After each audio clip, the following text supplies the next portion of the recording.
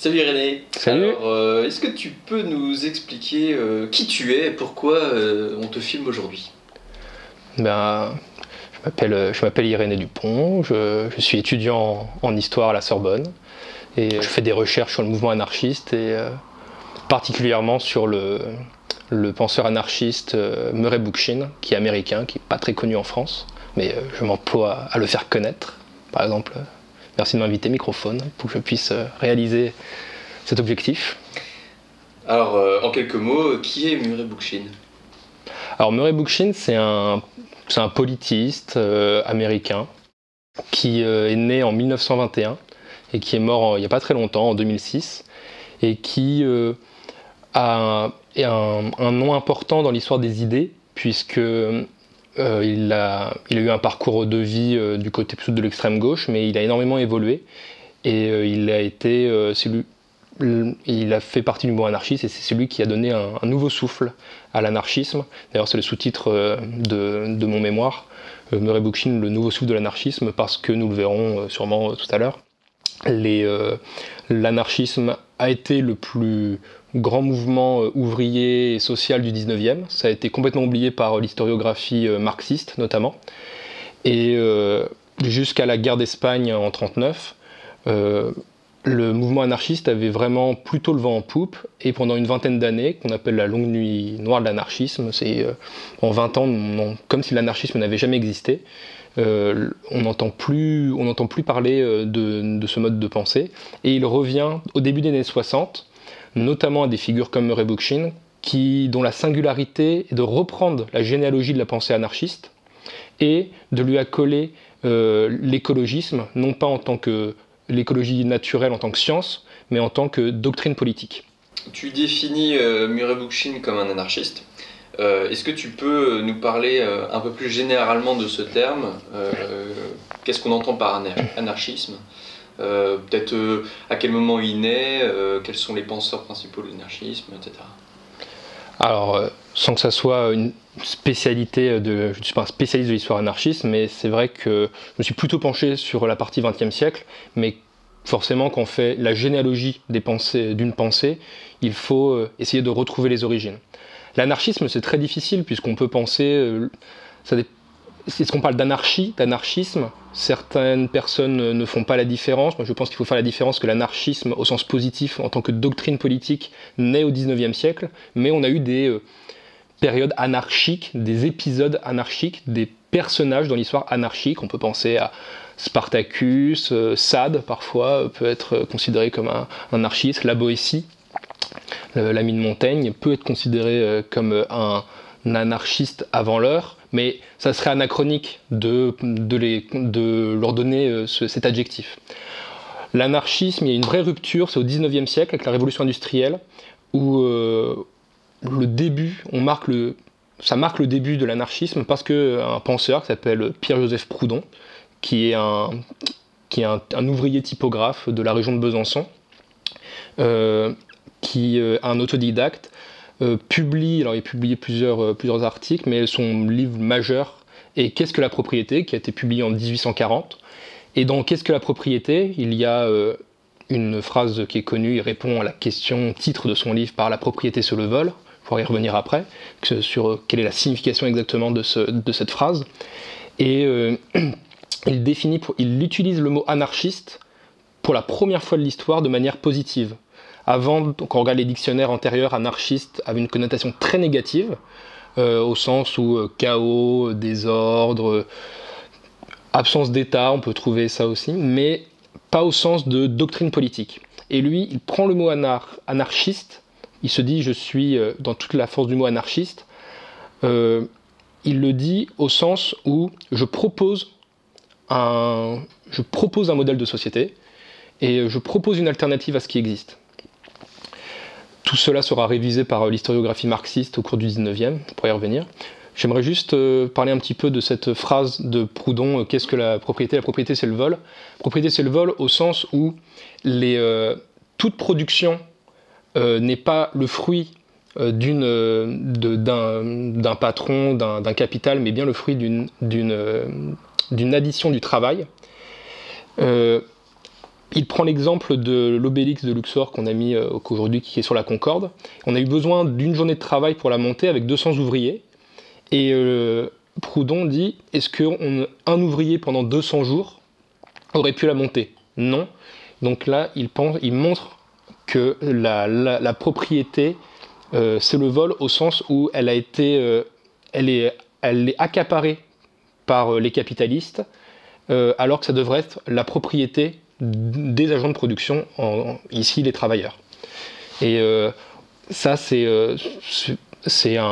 quelque chose qui n'est jamais vraiment remis en cause dans toute l'histoire de l'anarchisme, ce qu'on appelle le fait que les agents de production détiennent les outils de production, ce qu'on appelle la propriété d'usage. Donc c'est non pas des gens qui sont de façon inaliénable tant qu'ils ne vendent pas leur outil de production, ils sont propriétaires, non, ce sont ceux qui utilisent les moyens de production qui en sont les propriétaires, et si un jour ils quittent l'usine, eh bien ils ne seront plus propriétaires de ces moyens de production. Donc ensuite, alors ça c'est le premier anarchiste contemporain. Dans le même siècle, on rencontre des penseurs comme Bakounine, qui lui ajoute quelque chose, il est assez décisif puisque c'est lui qui rajoute à l'anarchisme de Proudhon la dimension révolutionnaire. C'est lui qui dit, pour arriver à l'anarchisme, il faut passer par l'étape révolutionnaire. Proudhon n'avait pas mis l'accent sur cet aspect. Ensuite, on peut aussi parler de Kropotkin. Alors ils sont très intéressants ces penseurs comme Kropotkin ou Bakounine, parce que ce sont des princes russes. Ce sont des nobles russes, notamment Kropotkin. Kropotkin est l'héritier d'une famille dont sont issus les premiers tsars à l'époque où la Russie était encore à Kiev. Donc c'est un destin tout à fait singulier que celui de Kropotkin. Bakounine, c'est le même phénomène, mais de façon plus modeste. Et donc c'est vraiment tout à fait singulier comme parcours, contrairement à Proudhon, qui est un des rares penseurs finalement de la cause sociale, de la question sociale, qui est issu des rangs des personnes qu'il prétend défendre. Par exemple, Marx est un bourgeois, Bakounine et Kropotkin sont des nobles russes. Ensuite, donc ça c'est le moment 19e, les Kropotkin, un moment assez notable dans la rupture, c'est d'abord Bakounine, on peut parler de Bakounine, où Bakounine était ami avec Marx pendant quelques années, mais quand Proudhon est mort, ils ont commencé à se disputer sur quelle forme devait prendre la révolution. Bakounine voulait une révolution où on ne passait pas par l'État, Marx disait non, on peut garder l'appareil étatique, on utilise les outils de l'État pour faire en sorte qu'advienne une société communiste à un moment. Mais on passe par cette étape, et c'est la grande différence entre les frères ennemis que sont le communisme et l'anarchisme, c'est les communistes veulent passer par l'État, garder l'État pour qu'advienne la révolution, et alors que les anarchistes disent non, il faut tout de suite supprimer l'État. Une phrase célèbre chez les anarchistes, c'est on peut mettre le plus grand des révolutionnaires, si on le met sur le trône de toutes les Russies, eh bien il deviendra un tyran, un tyran. Même avant que le capitalisme fasse sa critique du communisme en tant qu'adversaire géopolitique, les anarchistes sont les premiers dans l'histoire à faire la critique du communisme, au sens marxiste du terme, à dire que si on garde l'État un moment, jamais la puissance révolutionnaire arrivera à s'en défaire, et on arrivera sur quelque chose comme qu'on appelle le capitalisme d'État, une bureaucratie, et ces dérives-là, l'anarchisme veut les éviter. Donc ça c'est la première rupture, et une autre rupture avec Kropotkin, quand Kropotkin, qui rencontre plusieurs fois Lénine pendant les années de la Révolution, en 17-18, il n'arrive pas à convaincre Lénine qu'il faut abolir l'État. Kropotkin meurt, il a le droit à des obsèques nationales, mais très vite, on le met sur la touche, on met son histoire sur la touche. Staline, il y aura un musée Kropotkin à Moscou, et Staline fera fermer ce musée. Et c'est à partir de là où le communisme commence à vraiment balayer l'importance qu'a eu l'anarchisme dans l'histoire révolutionnaire et dans la question sociale depuis le 19e siècle. D'accord. Est-ce que tu peux nous dire peut-être un mot sur l'anarchisme aujourd'hui, si tu es calé dessus, après peut-être pas. Oui, j'essaie de faire de mon mieux, mais je suis plutôt axé sur les mouvements anarchistes américains, puisque j'ai fait les comparaisons avec j'ai plutôt regardé la pensée anarchiste américaine. Mais après Kropotkin, le mouvement anarchiste continue. On considère que l'expérience anarchiste la plus aboutie aujourd'hui c'est la révolution anarchiste en Aragon pendant la guerre d'Espagne. Donc là, il y avait 3 entités à ce moment-là. Il y avait les Républicains qui tenaient Madrid. On avait la révolution franquiste, donc qui cherchait à faire une révolution nationale, nationaliste, et les anarchistes en Aragon. Les républicains sont des communistes appuyés par Moscou, par Staline, qui essayent de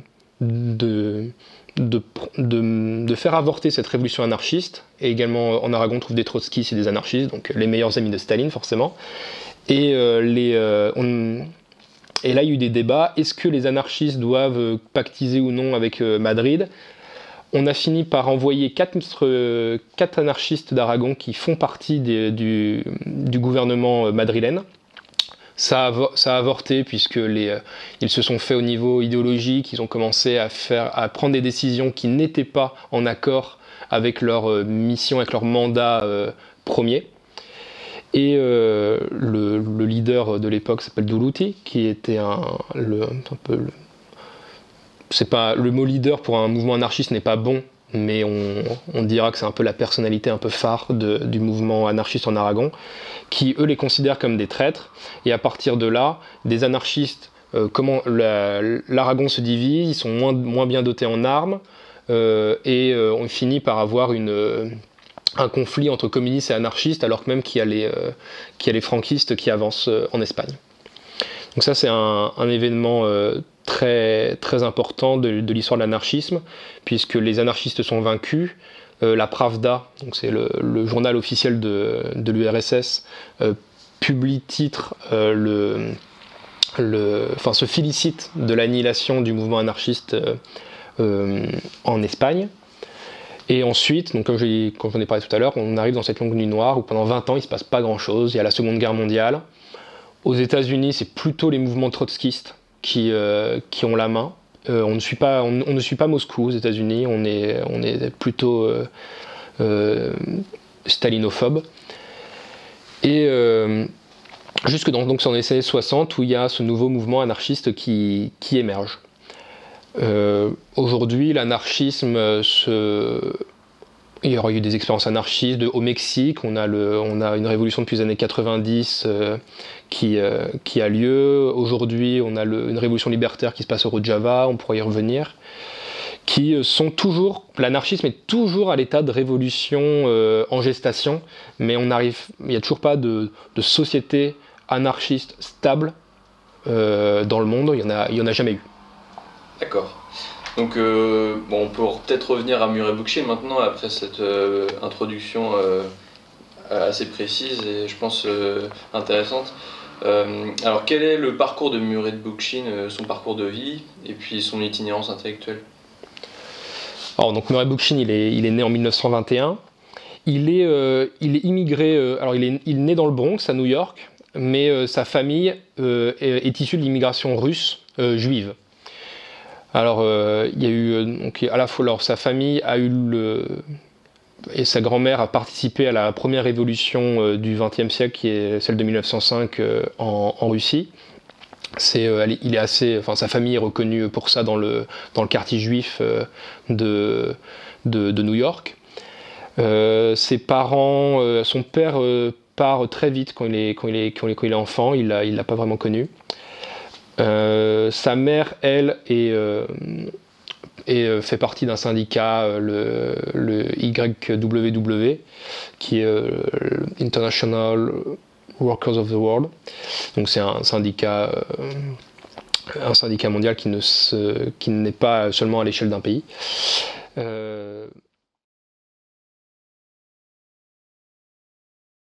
Les purges du parti communiste, le non-soutien de Staline et même l'agression de Staline vis-à-vis de la révolution anarchiste en Espagne. D'ailleurs, Bookchin est très marqué par le livre d'Orwell, Hommage à la Catalogne. C'est un événement marquant dans sa vie, cette lecture. Et ensuite, il est autodidacte au niveau de l'histoire, etc. Et donc là, il apprend des événements assez tragiques de l'histoire anarchiste. Et, tragique au sens où c'est un peu Caïn et Abel. Des matchs à mort avec le communisme. Un épisode très tragique, c'est celui des Marienkrönstadt, en mars de 1921, où l'armée rouge de Trotsky met fin à une expérience anarchiste. Et dans la violence, et ça c'est un épisode très marquant de l'histoire anarchiste. Il est jeune dans les années 20, donc il est en pleine affaire Sacco et Vanzetti. Sacco et Vanzetti, ce sont deux anarchistes américains, enfin d'origine italienne en Amérique, et donc ils ont été condamnés. C'est un procès qui a duré plusieurs années, qui a eu un retentissement mondial, et ils ont été,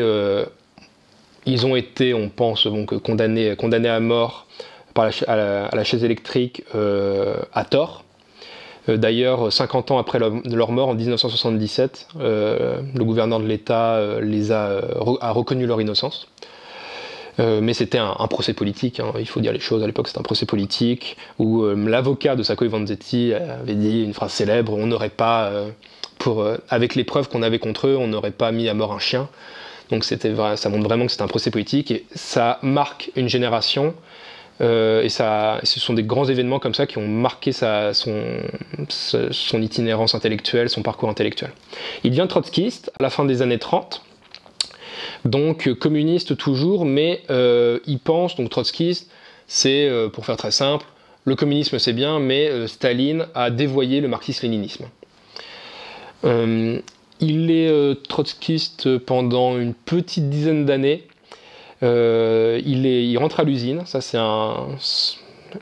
assez intéressant. Là, on peut retrouver un petit parallèle avec Proudhon, où il est un penseur anarchiste de la question sociale qui vient de la couche populaire de la société. Il passe par l'usine, il est ouvrier.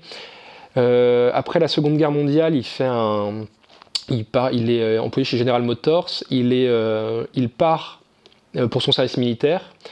Et quand il part à ce moment-là, il y avait une grève à General Motors. Il revient et il est très déçu. Donc là, il avait fait, je ne l'ai pas dit, mais il avait fait les jeunesses communistes, il avait été encarté dans des syndicats, etc.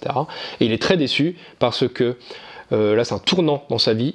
C'est les ouvriers acceptent le compromis avec les capitalistes. Et là, le tournant, c'est les ouvriers, le prolétaire, n'est pas l'acteur principal de la révolution.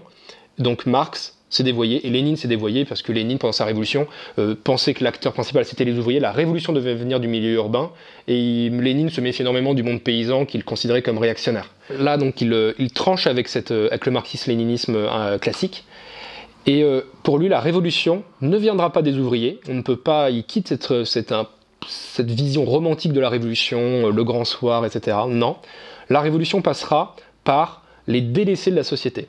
Et les délaissés de la société, c'est ceux qui subissent le système de domination.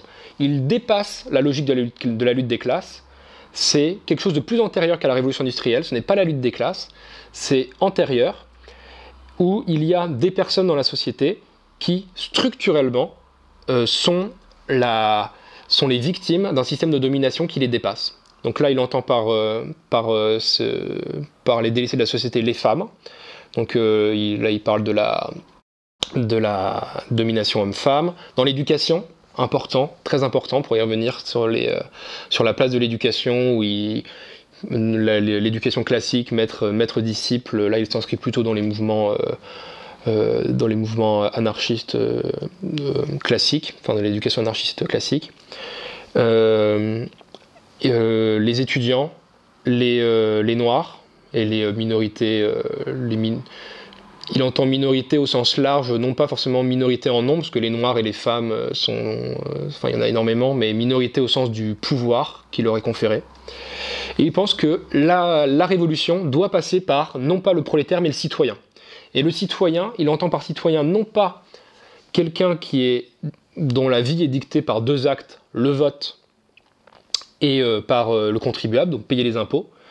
Il pense le citoyen non pas à travers ces deux biais-là, mais comme un adulte politique qui doit réaliser ses potentialités.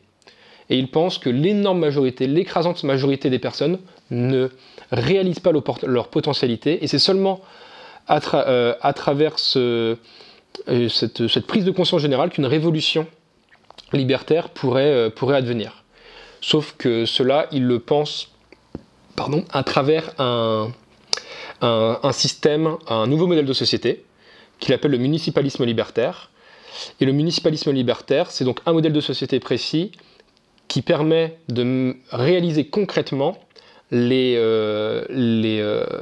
idéaux de l'écologie sociale. Donc l'écologie sociale, c'est le concept principal que travaille Murray Bookchin. Donc ça, c'est un concept. L'écologie sociale n'est pas le modèle de société.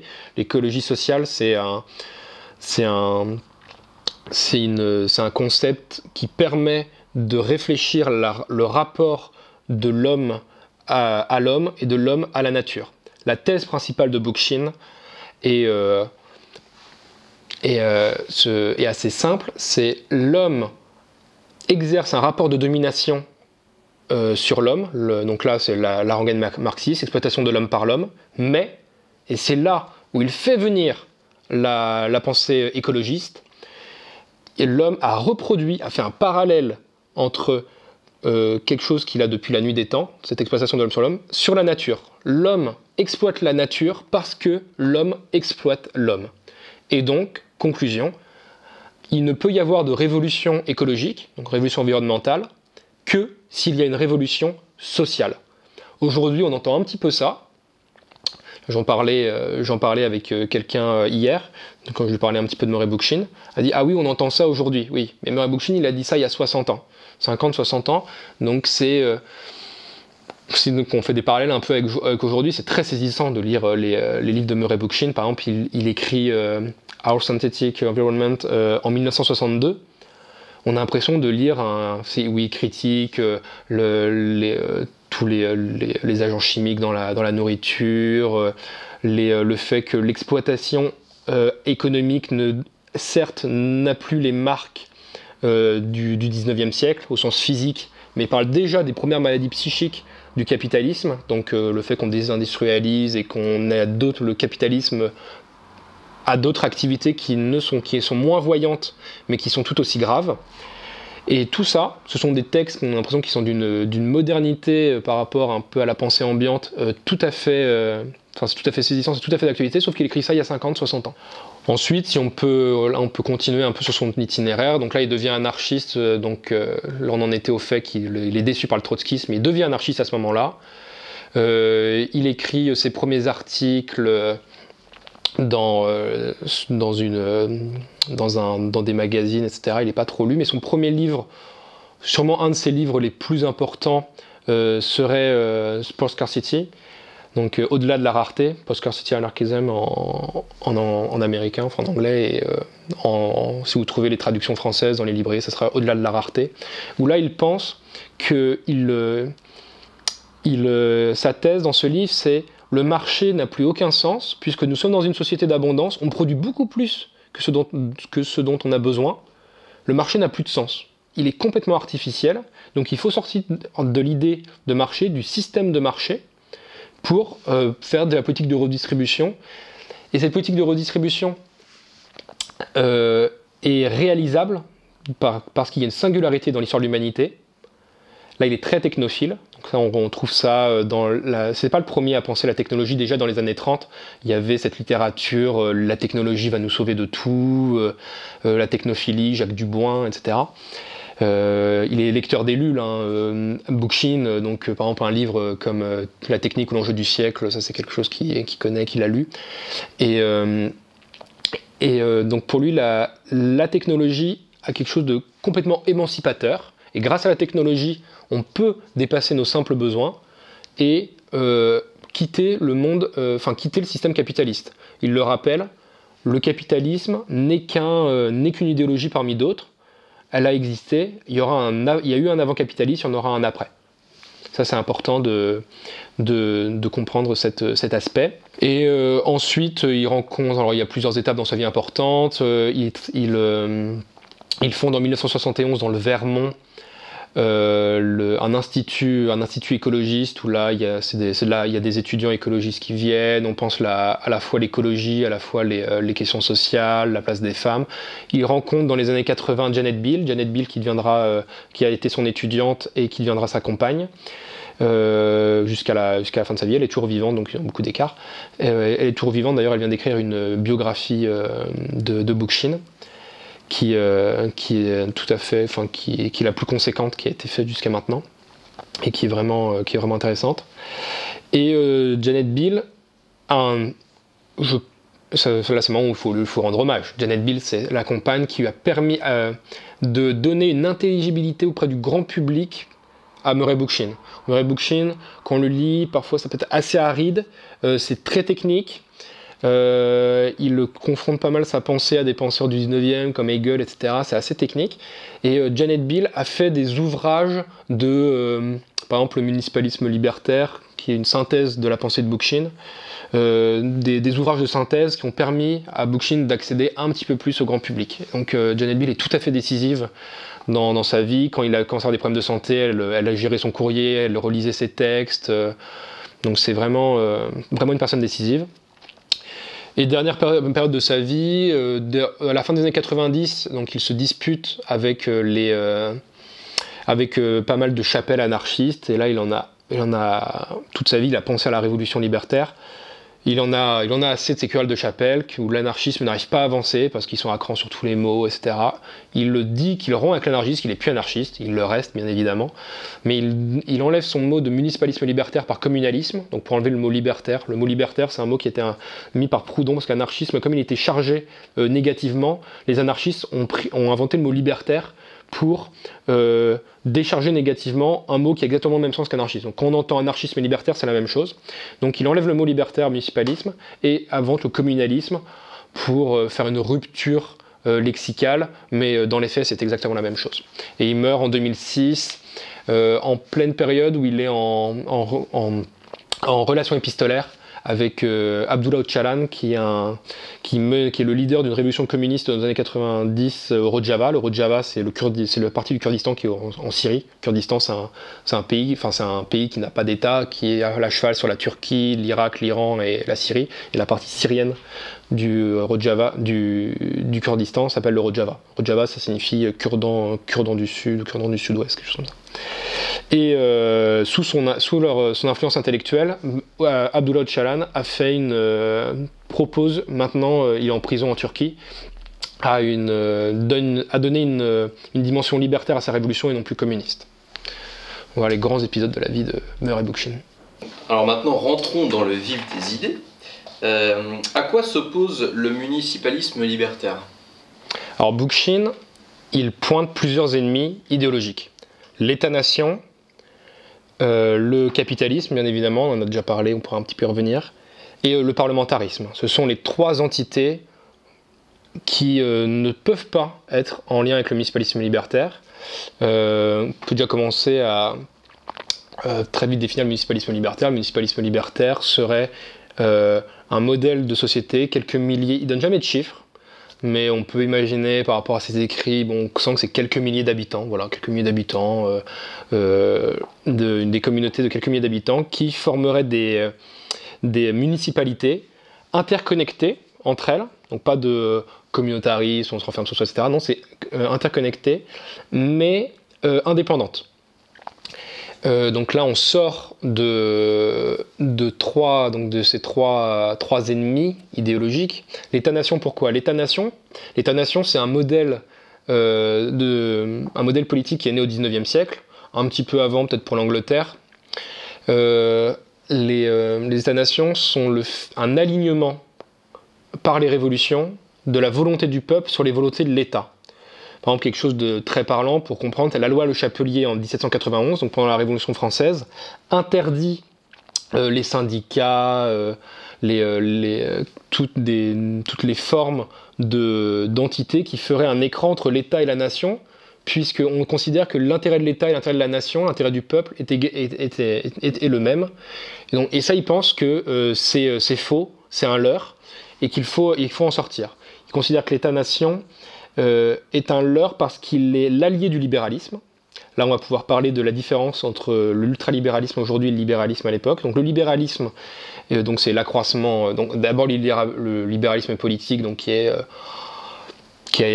né avant le libéralisme économique. Donc le libéralisme politique, c'est pour faire simple, l'augmentation des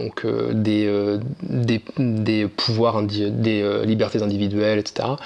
Et le libéralisme économique qui s'en nourrit a besoin des États au XIXe siècle pour survivre. L'État, qu'est-ce qu'il fait ? Il met en place des infrastructures. L'État met en place des routes, le chemin de fer, les ports. L'État accompagne les mouvements de colonisation.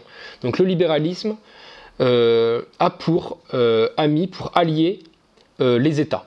Aujourd'hui, l'ultralibéralisme, donc, je pense, pour moi, c'est la différence entre l'ultralibéralisme et le libéralisme, qu'aujourd'hui, l'ultralibéralisme dépasse les États, pense qu'on délaisse l'État, on n'a plus besoin d'État, on va mettre à bas les frontières, et on peut tout est là, on laisse faire totalement le marché. Il n'y a même plus de régulation par l'État.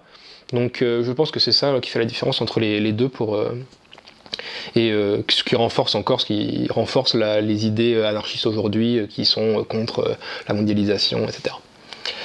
Le deuxième ennemi, à part l'État-nation, donc le capitalisme, on a déjà parlé, le fait de l'exploitation de l'homme par l'homme, et le parlementarisme. Alors le parlementarisme, on entend par parlementarisme la délégation de souveraineté du peuple à des représentants. Ils pensent que les représentants, il y en aura toujours, il en faut, parce qu'on ne peut pas, il y a des questions les individus ne peuvent pas traiter matin, midi et soir de toutes les questions politiques, et il y a aussi des questions qui les dépassent un petit peu, donc on peut avoir des représentants, mais les représentants seront toujours à mandat impératif révocable. Impératif, ça veut dire qu'ils représentent au sens strict du terme, on représente des idées qui ont été rassemblées en agora en amont, et dans le municipalisme libertaire, quand il y a des assemblées intercommunautés, intermunicipalités, les représentants ne peuvent dire que ce qui a été dit en agora chez eux. Ils n'ont aucune marge de manœuvre supplémentaire. Et révocable au sens où si on n'est pas content de nos représentants, ils sont révoqués. Ils pensent donc ils pensent la démocratie vraiment au sens antique du terme.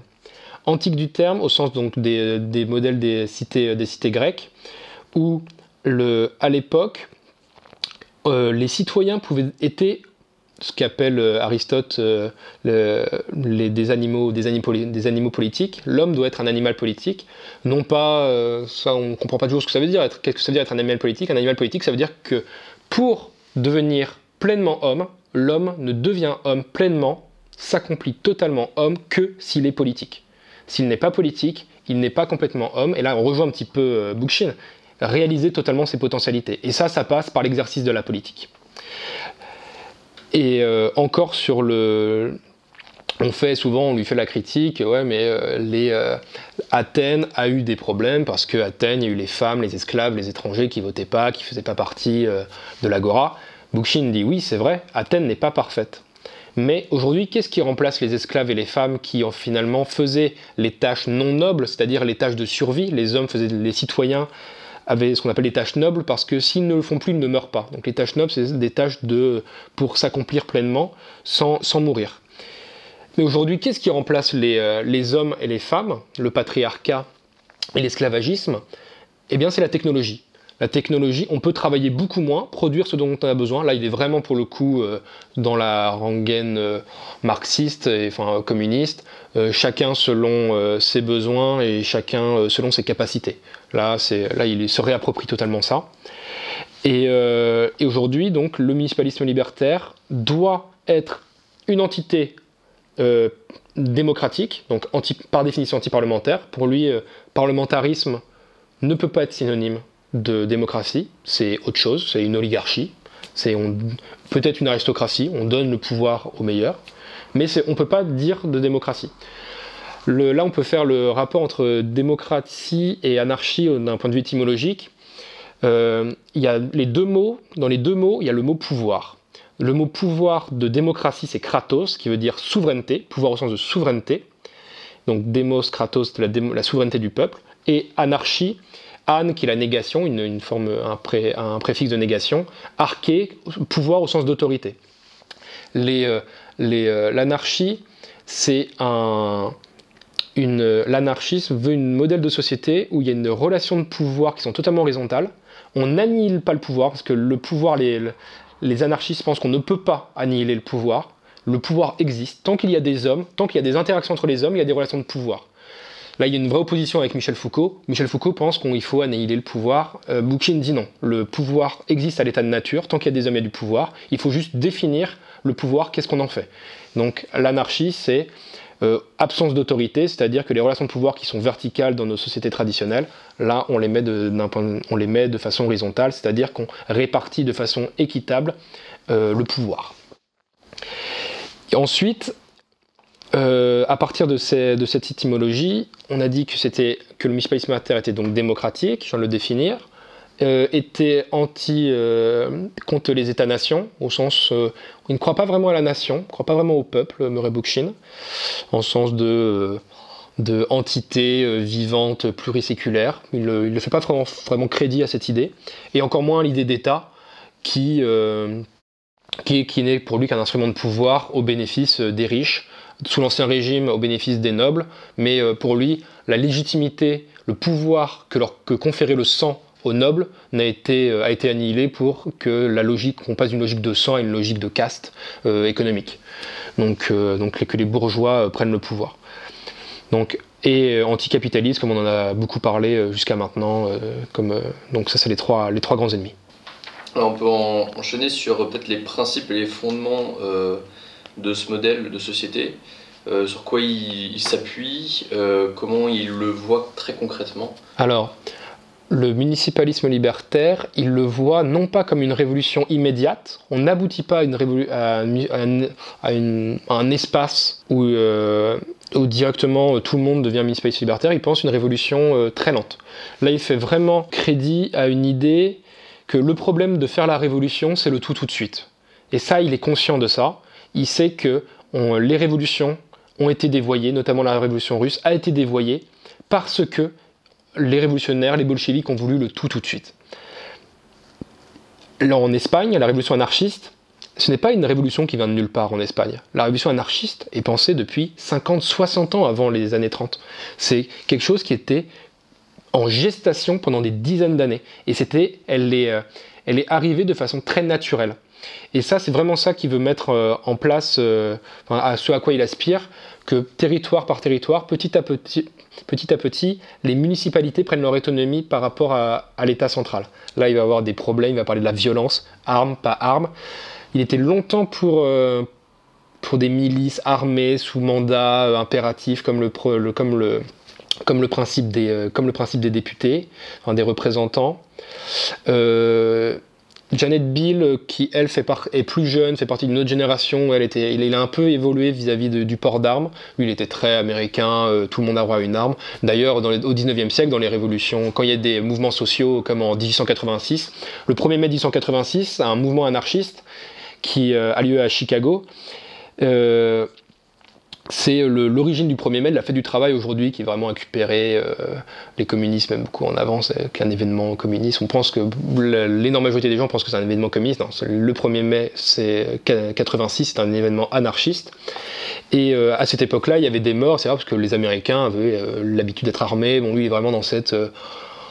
jusqu'à ce qu'il rencontre au contact intellectuel de Janet Bill, il est vraiment dans cette idée que les gens ont droit au port d'armes. Et ça, c'est très prégnant, c'est assez prégnant dans son rapport à la violence, qui n'est pas toujours très clair. Moi, c'est aujourd'hui, je l'avais devant moi, je parlerai beaucoup, je pense, de cet aspect, pour venir un peu au niveau de ses limites, à Murray Bookchin, au niveau de l'éducation, tout ce qui est rapport du maître à l'élève, la place du charisme, etc. C'est fondamental, au-delà de Murray Bookchin, tous les penseurs anarchistes de l'éducation, la place du charisme de l'enseignant est totalement prégnante, même s'il y a, pour faire une petite parenthèse sur l'éducation, quelque chose de très noble dans la pensée anarchiste de l'éducation, c'est on sait qui est l'ennemi, on désigne très facilement l'ennemi aux élèves, mais on n'a pas le droit, chaque génération a le droit de se déterminer. Donc, quelque chose de très noble chez les anarchistes, ils se méfient d'eux-mêmes, de leur propre idéologie, Et ça, c'est un combat quotidien de est-ce qu'on donne la parole à quel point le maître est tout puissant. Un penseur anarchiste très connu pour les niveaux d'éducation, c'est Ferrer, qui lui ça a été une question toute sa vie. Est-ce que mon modèle après moi marchera, etc. C'était assez prégnant. Donc ta question c'était sur les fondements du municipalisme libertaire, donc l'éducation, l'écologie. On a un peu laissé cette idée de côté, l'écologie, alors que c'est totalement fondamental. La crise environnementale n'existe que parce qu'il y a une crise sociale, une crise de domination. Il faut abolir la hiérarchie. Et pour lui, la pensée écologiste passe par le retour à la terre, au local. C'est-à-dire que étudier les potentialités d'un territoire et faire en sorte que les territoires vivent de la terre qui est la leur. Et non plus, là on sort vraiment de tout ce système de marché à grande échelle, etc. Lui, donc il n'est pas du tout dedans. Il pense vraiment que les territoires ont de vrais potentiels qui sont inexploités. Les hommes sont très ignorants de la nature. Là, il est lecteur de Aldo Leopold. Aldo Leopold, c'est un penseur écologiste, environnementaliste du début du XXe siècle, qui est mort au début des années 40, je crois. Et qui, lui, déjà montrait à quel point les hommes ne connaissaient pas la nature et à quel point l'homme a vraiment...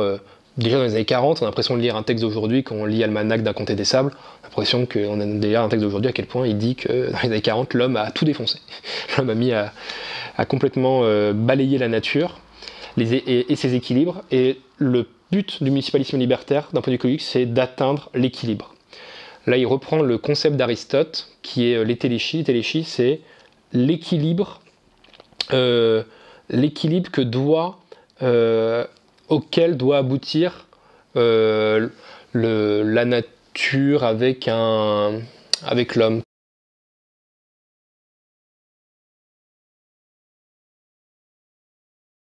Et entre même pas forcément l'homme ne fait pas forcément partie de ce concept. Et pour lui, le municipalisme libertaire est un moyen d'aboutir à ce concept aristotélicien qui lui est cher. Si on sort de la municipalité, il parle du confédéralisme démocratique. Le confédéralisme démocratique, alors il parle pas de fédéralisme, parce que là, il veut éviter, pour lui, la guerre des mots, c'est décisif. Il sait que si on va dans la rue, on demande à quelqu'un économie, dites-moi 5 mots qui vous font penser au mot économie, le mot capitalisme va venir très vite.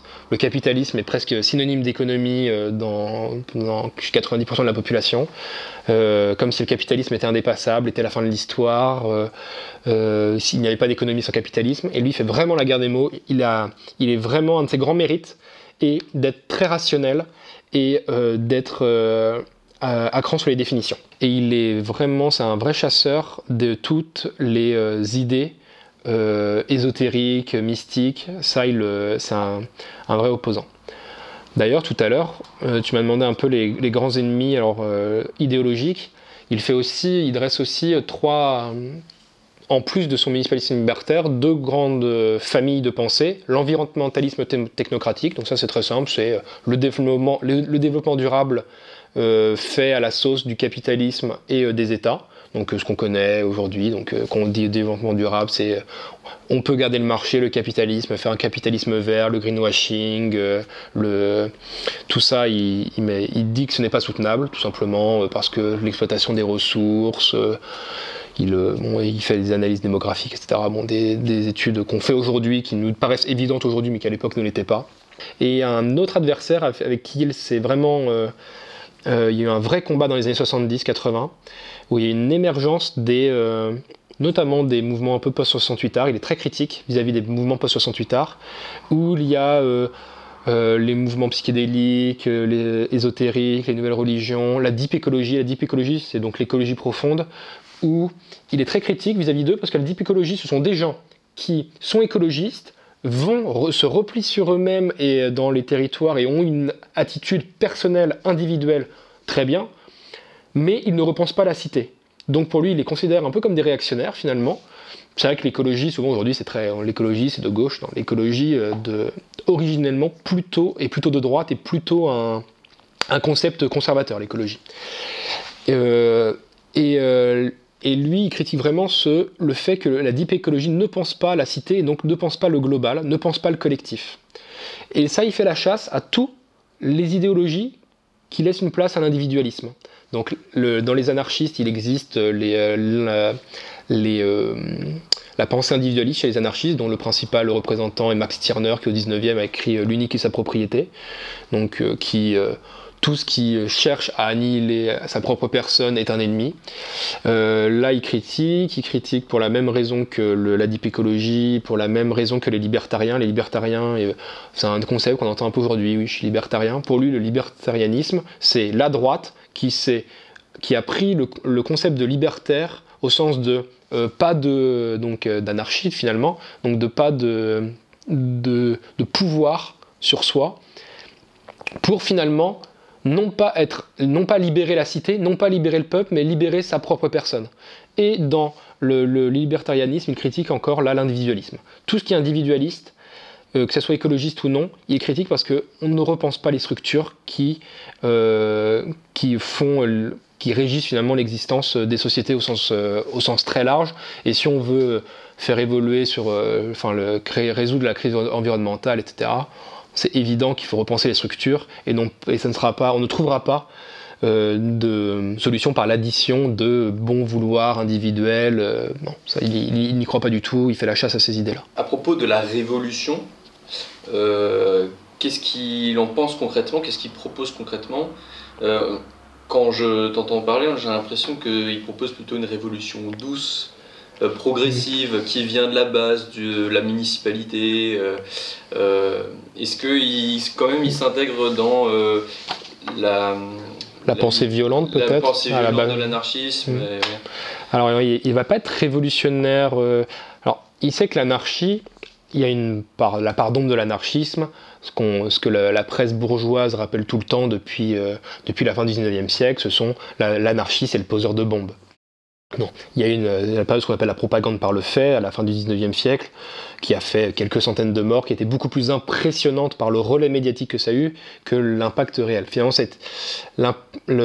on a touché des têtes couronnées, par exemple le tsar de Russie, c'était Alexandre II ou III qui est mort, enfin celui avant Nicolas II, il me semble, qui a été tué par des anarchistes. On a eu des grands noms qui ont été Sadi Carnot en France, qui a été tué par les anarchistes, enfin par une branche de l'anarchisme qui faisait valoir ses idées par la propagande par le fait. Ça a duré quelques années, mais très vite, les penseurs se sont dit non, on est en train de se décrédibiliser, donc on en est sorti. Donc penser que l'anarchisme est intrinsèquement, par définition, violent, c'est faux. Donc lui, dans cette idée-là, à un moment, il pensait à la révolution. Oui, le port des armes. Il sait qu'à un moment, l'État voudra survivre. L'État ne se laissera jamais mourir de lui-même, donc voudra survivre. Donc là, il y aura un moment où il y aura une bataille armée, il y aura de la violence, c'est vrai. Cependant, lui, le mécanisme qu'il met en avant, c'est non pas détruire l'État par la violence, comme les communistes, mais s'affranchir des outils étatiques, ne plus en avoir besoin, arriver à être en autogestion, en autosuffisance, se suffire à soi-même, non pas individualiste, mais au sens communautaire, pour ne plus avoir besoin de l'État. Et l'État, si ce processus se généralise, l'État n'aura plus de raison d'être et s'effondrera sur lui-même. On ne détruit pas l'État, l'État de fait sera moins puissant, n'aura plus de raison d'être et s'effondrera. Et à ce moment-là seulement, la révolution aura abouti. Mais c'est quelque chose de progressif. Il ne pense pas du tout, comme je l'ai dit tout à l'heure, le mythe du grand soir. Pour la petite anecdote, toujours j'étais à une conférence à la Sorbonne où je suis allé c'était une conférence avec l'association marxiste de la Sorbonne, où le thème c'était l'écologisme. Et c'était très saisissant de voir à quel point ces jeunes gens, ces jeunes hommes et femmes qui avaient mon âge, avaient encore aujourd'hui, au début du XXIe siècle, une vision très romantique de la révolution. La révolution doit être mondiale ou ne sera pas. La révolution, ça arrivera, il y aura le grand soir, etc. Bookchin met vraiment en branle, d'ailleurs, tu pourras en parler juste après, mais vraiment en branle cette pensée. Le municipalisme libertaire, c'est une révolution locale vis-à-vis d'un plus grand ensemble. Donc, il n'y a aucun sens si au Mexique, en ce moment, il y a une révolution qui aboutit, au Rojava en même temps, peut-être que d'autres révolutions arriveront dans 50 ans, 100 ans, 200 ans. L'idée n'est pas de faire une révolution mondiale d'un seul coup. Contrairement à ce qu'on pensait, on pensait que la révolution après la Première Guerre mondiale, après la Russie, ça allait naître en Allemagne. On voulait que la révolution devait naître en Europe, en Allemagne, parce que c'était le pays très industrialisé. On pensait que ça allait venir d'Allemagne, finalement, c'est pas arrivé. Ça a été réprimé par la violence, par l'État. Oui, on pensait vraiment à l'époque qu'il y aurait cette déferlante révolutionnaire. Le XXe siècle serait le siècle des révolutions. Ça n'a pas été le cas. Et Bookchin n'est pas dupe. D'ailleurs, dans les années, à l'occasion de mai 68, il écrit un petit pamphlet c'est Écoute camarade, en anglais c'est Listen Marxist. Il rend hommage de façon méthodologique à Marx, en disant Marx c'est très bien, machin, mais Marx c'était bien au 19e siècle. Il est très pertinent pour le 19e siècle, mais être marxiste aujourd'hui n'a plus de sens. Il faut repenser la question sociale, repenser la question révolutionnaire. La pensée de Marx sur l'analyse est juste, n'est pas complètement caduque, mais la pensée révolutionnaire de Marx n'a plus de sens, il faut être autre chose. Et là, il essaye, idéologiquement, de faire valoir ses idées.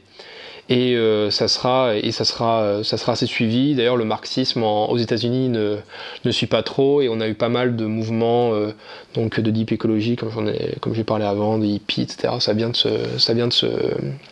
ce phénomène-là. T'as parlé tout à l'heure d'un événement, le Rojava.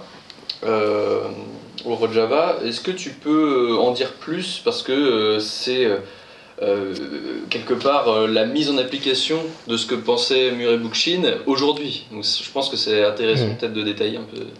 Alors, j'ai rencontré des révolutionnaires du Rojava, deux Français et un Américain qui sont venus l'année dernière à la Maison du Kurdistan à Paris, c'est pas très en gare de l'Est, et qui avaient fait un témoignage de la révolution.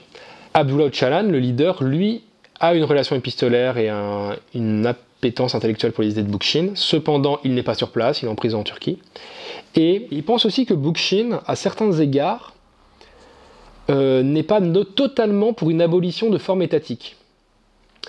Au sens où Bookchin pense le confédéralisme démocratique avec des entités supérieures, mais Bookchin lui dira, c'est pas mes entités que je pense, c'est-à-dire au-dessus des municipalités, ne sont pas des entités supranationales, mais on pourrait dire internationales, enfin intermunicipales, quoi. Ce ne sont pas des supra-municipales, ce sont des entités intermunicipales. Ça, c'est une vraie différence. Mais certains le soupçonnent de laisser dans son modèle des traces d'étatisme que des anarchistes purs et durs veulent voir annihiler totalement. Bookchin est assez pragmatique. Il sait que des structures devront demeurer. Après, les structures doivent simplement être des outils pour redéfinir les relations de pouvoir et la distribution du pouvoir. Mais là, on a des révolutionnaires au Rojava, pour avoir parlé un petit peu avec eux, etc. Bookchin, quelle est la place de sa pensée dans votre révolution? Pensée théorique, dans la pratique, il y en a qui s'opposent à Bookchin. Le Rojava a aussi donc quatre grands piliers. Le féminisme au sens où on a un projet d'abolition du patriarcat qui est pluriséculaire là-bas. On assiste à la formation de milices femmes armées dont exclusivement de femmes, qui ont pour tâche de garantir les nouveaux droits qu'ont acquis les femmes là-bas, notamment le droit de divorce, qui est un droit tout à fait nouveau, parce que par patriarcat, on entend bien sûr l'autorité du père, mais également l'autorité du mari. L'autogestion, donc là, municipalisme libertaire, on essaie de vivre de son territoire, on s'affranchit d'entités supérieures. On a le confédéralisme démocratique de Bookchin qu'on retrouve avec des assemblées intercommunales. L'anticapitalisme, bien évidemment, qui fait partie. Et d'un point de vue purement culturel, on a plusieurs choses. La liberté religieuse, le mouvement révolutionnaire, le mouvement révolutionnaire, c'est les YPG là-bas, est athée dans sa charte, dans le contrat social. Le mouvement révolutionnaire est athée, mais la liberté religieuse, c'est inconcevable de ne pas laisser la liberté religieuse. Là-bas, depuis des millénaires, on a les églises araméennes, arméniennes, on a les différents courants de l'islam qui sont en cours là-bas, et c'est hors de question de faire une guerre à la religion. C'est pas du tout d'actualité, même idéologiquement accepté. De faire une telle chose, et également une mise en avant du multiculturalisme. On veut protéger les patrimoines immatériels, et là encore, on pense vraiment à cette forme de diversité. On n'est pas du tout dans quelque chose de idéologiquement faire des robots. C'est pas du tout dans l'esprit anarchiste. L'esprit anarchiste, c'est vraiment la démocratie et l'égalité. La démocratie au sens de liberté, et donc qui doit être liberté donc, au sens d'exercice de sa souveraineté, qui doit être mis en lien avec l'égalité, et l'anarchiste, le grand combat finalement philosophique, idéologique de l'anarchiste, c'est de trouver le point d'équilibre parfait dans une société donnée entre la liberté. On confie la liberté au citoyen, qui n'est plus, donc, comme je l'ai dit tout à l'heure, électeur, contribuable. C'est un citoyen qui doit réaliser ses potentialités. Et avec l'égalité, c'est-à-dire que les citoyens ne doivent pas être biaisés les uns avec les autres, parce que sinon, dès que quelqu'un est biaisé, par rapport, par exemple, à son éducation, à ses ressources économiques, etc., si c'est trop... C'est pas d'un égalitarisme forcené, mais s'il y a trop de disparités, on recrée des formes de hiérarchie, des formes de fait, même si on ne les veut pas. Si quelqu'un est plus éduqué qu'un autre, en agora, c'est lui qui est plus éduqué, lui reprendra une forme de leadership, et même s'il ne le veut pas, de fait, eh bien, on va recréer des systèmes de domination, et ça, la révolution libertaire ne peut pas l'accepter, dont, comme je l'ai dit tout à l'heure, la place de l'éducation est plus que décisive dans les révolutions libertaires. D'ailleurs, c'est, à mon sens, la grande noblesse de l'anarchie, c'est la place fondamentale qui est donnée à l'éducation, et non pas au sens républicain du terme, la méritocratie. Il y a une grande critique de la méritocratie par le mouvement libertaire.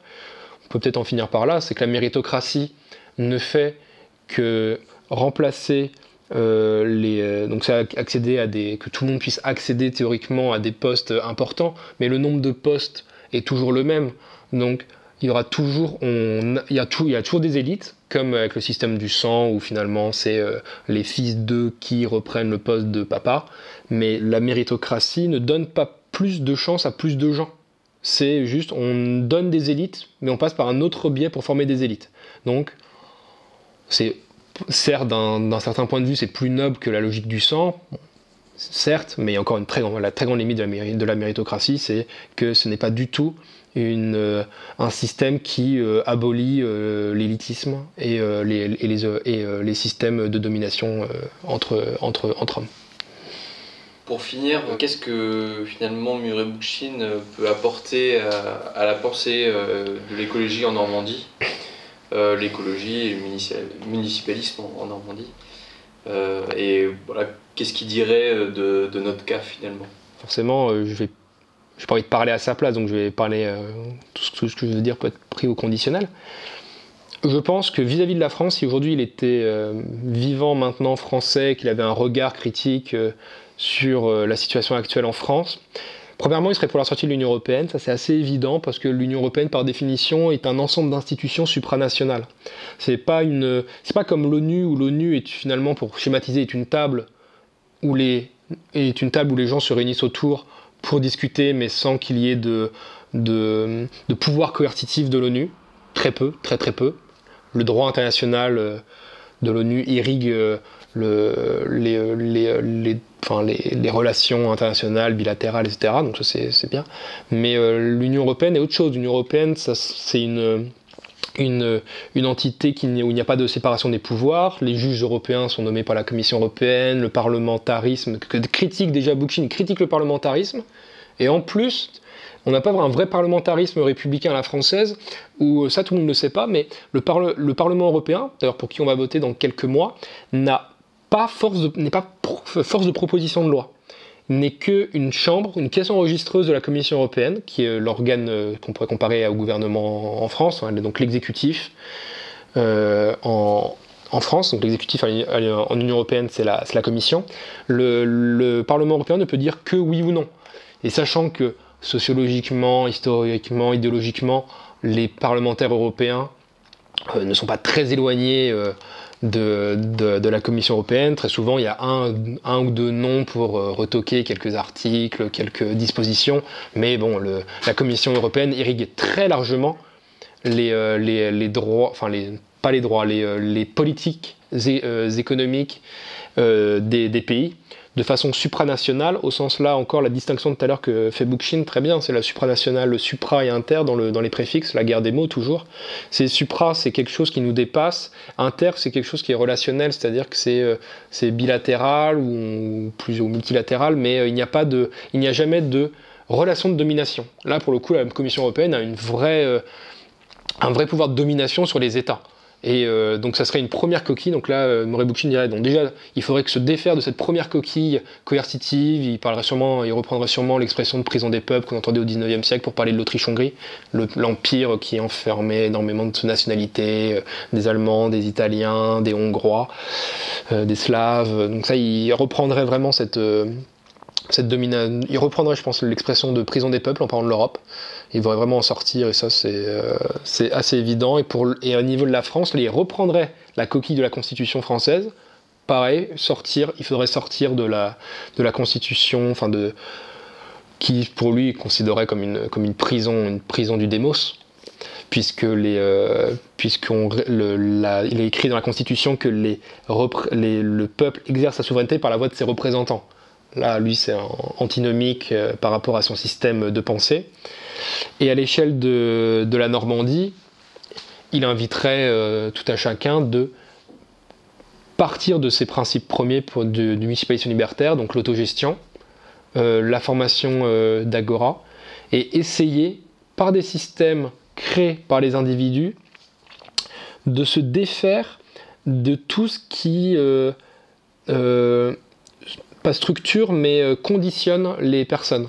Donc arriver à faire un système de santé parallèle qui n'est pas... faire en sorte que l'État ne soit dépassable, parce que l'État veut se rendre indispensable. Donc il faudrait que l'État faire des structures où l'État est dispensable. On peut se dispenser de l'État.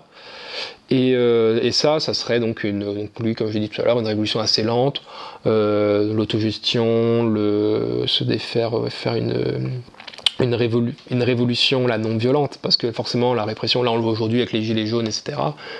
Un cas plus clair, ce serait la ZAD Notre-Dame-des-Landes, où là pour le coup, là par exemple la ZAD serait un vrai exemple que Murray Bookchin mettrait en avant. Un peu proto-révolution, même s'il aurait peut-être peur un petit peu, il faudrait bien définir avec les zadistes ce qu'ils pensent, de comment eux se positionnent, est-ce qu'ils font la dipicologie, ou est-ce qu'ils pensent la société est-ce qu'ils repensent la cité? Moi je pense que oui, parce qu'il y a quand même tout ce système d'agora, etc., très démocratique. Donc après, au sein de la ZAD, il y a quand même différents groupes différentes choses, des gens plus radicaux que d'autres, etc. Ouais, c'est un vrai laboratoire politique, la ZAD, et en tout cas il encouragerait cette forme de société de façon très temporaire. C'est ce qui existe en ce moment, il faut aller dans ce sens-là. Après, ce qu'il dirait pas, c'est difficile à dire. Mais oui, il encouragerait vraiment ces laboratoires politiques très locaux, très ancrés, qui vivent du territoire, vivre de sa terre, très important. Se défaire, parce que comme nous, tout ce qu'on produit, tout ce qu'on consomme est fait à l'étranger, quasiment, c'est une forme de domination aussi, puisqu'on est dépendant, on se rend dépendant malgré nous d'entités, imaginons... la Chine, pour X raisons, ne devient plus stable, ne devient plus la fabrique du monde pour X raisons. On deviendrait... bon là, ce serait presque une bonne nouvelle, parce que même s'il y aurait un moment un peu de flou, ça nous obligerait, nous, à rapatrier nos usines et à faire de façon locale. Il appellerait aussi d'ailleurs à prendre en main les outils de production, la propriété d'usage, ça serait quelque chose qui mettrait en avant. Ouais. D'accord. Peut-être dernière question et une ouverture pour ceux qui veulent creuser la question. Quel livre tu conseillerais de Murray Bookchin, déjà dans un premier temps, pour un peu développer Quelques livres sur Murray Bookchin. Alors d'un point de vue bibliographique, premier livre, je pense, avant de rentrer dans Bookchin, lire un livre, non pas de Bookchin, mais de Janet Bill, donc sa compagne. Et elle a fait une synthèse, ça s'appelle Le municipalisme libertaire. Tous les livres de Murray Bookchin, elle n'est pas très connue en France parce que, alors il était autodidacte, il ne faisait pas partie du grand réseau universitaire non plus, il est peu traduit en français, pour ça notamment qu'il n'est pas très connu en France. Et mais les livres qui sont traduits en français, on a Le municipalisme libertaire, qui est une synthèse bien faite, je trouve, de Janet Bill. Je lirais aussi, je conseillerais la biographie intellectuelle de Murray Bookchin par Vincent Gerber, je n'ai jamais rencontré, je ne sais pas comment dire, Gerber, je crois. Je crois qu'il est suisse, je ne suis pas sûr. Qui a fait un ouvrage synthétique qui mêle le parcours intellectuel, donc de sa vie, la biographie pure de Bookchin avec son parcours intellectuel qui est très bien fait. J'ai vraiment beaucoup aimé ce livre. Assez court, il doit faire quelque chose comme même pas 200 pages, je crois. Et après Murray Bookchin, L'écologie sociale, qui est un petit livre, pas très gros. Oui, on l'a disposé derrière. Qui est un pas très gros livre, qui est un peu technique, mais qui est une bonne synthèse idéologique. Et sinon, oui, donc Au-delà de la rareté, qui est traduit en français, Post-Scarcity, qui est traduit en français, qui est un livre technique. Donc je ne rentrerai pas tout de suite dans ce livre-là en premier, mais qui est vraiment des analyses très saisissantes.